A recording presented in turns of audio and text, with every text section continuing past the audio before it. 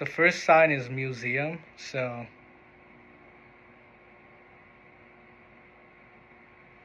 like this. And this sign is useful at the beginning of the visit because families can identify where they are and talk about the gallery as a museum-like space. For example, someone could sign, "We are going to the museum."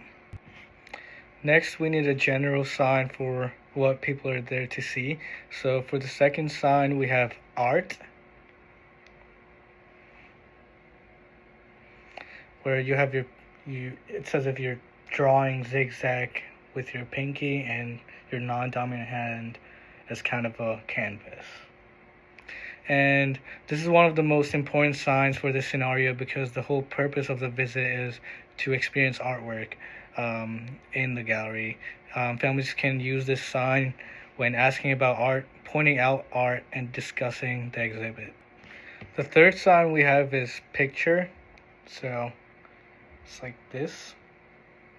So you make a C-type shape with your dominant hand and bring it forward like this. And this is useful or helpful because families may want to point out to a specific piece and say, "Look at that picture," or ask whether someone likes a picture. Also to mention, some of the pictures in a gallery may specifically be paintings as well. And so for the fourth sign we have is painting.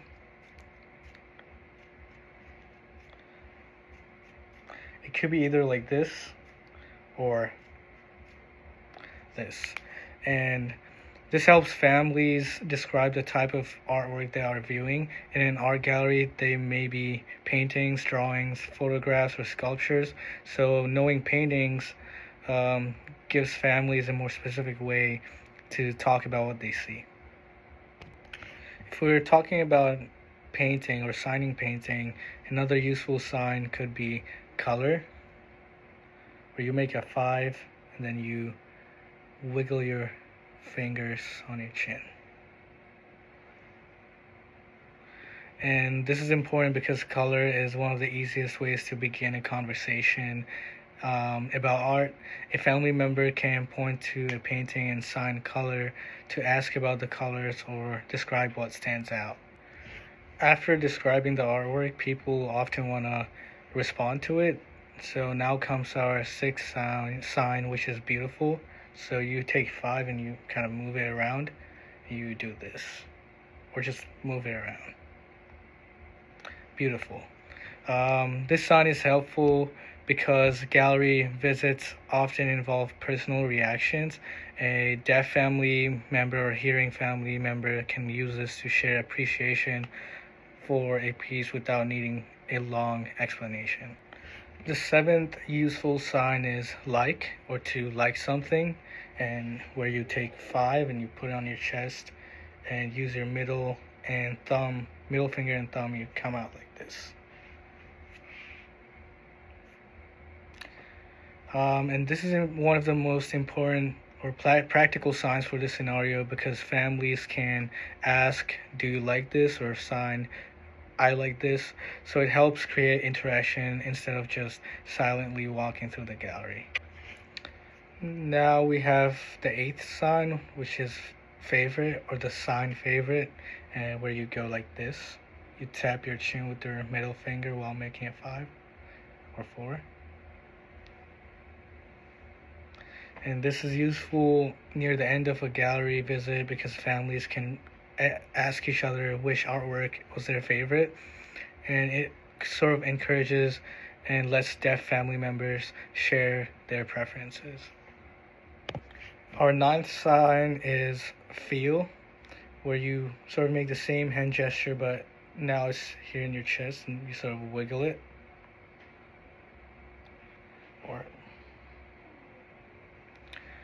And I chose this sign because art can make people feel calm or confused or happy, sad, or interested.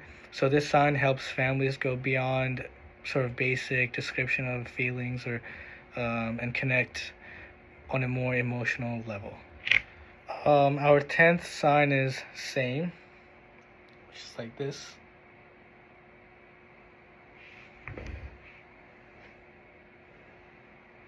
And this is useful when comparing two pieces of art. For example, a family member might notice that two paintings use the same colors or show the same theme. Now we have the 11th sign, which is kind of the opposite of the previous one, which is the sign for different.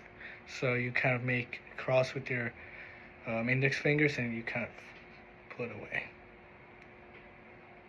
And this pairs well with same, and families can use it to compare two artworks and talk about what changes from one piece to another, such as style, color, or size or mood. Our 12th sign is the sign for aware, where you take your index finger and you kind of move it. This is practical in a public space, so where a family member may need to ask where the bathroom is, where a certain exhibit is, or where another person is or went. So this could be useful in such a scenario. Our 13th sign is help, where you have your thumbs out and have your non-dominant hand as sort of like a platform. And this is important because families may need help finding something, understand instructions, or get assistance from gallery staff. It's a basic access sign that can reduce confusion and any conflicts. Our 14th sign is thank you, where you have your four fingers glued together and you kind of bring it forward from your chin. And this is useful for ending conversations politely, thanking the staff or your family members, or showing appreciation to your family members. And it's simple, but it helps make the communication respectful and friendly. And our last sign, or the 15th sign, is a look or look at, where you kind of use these two fingers and sort of move them forward.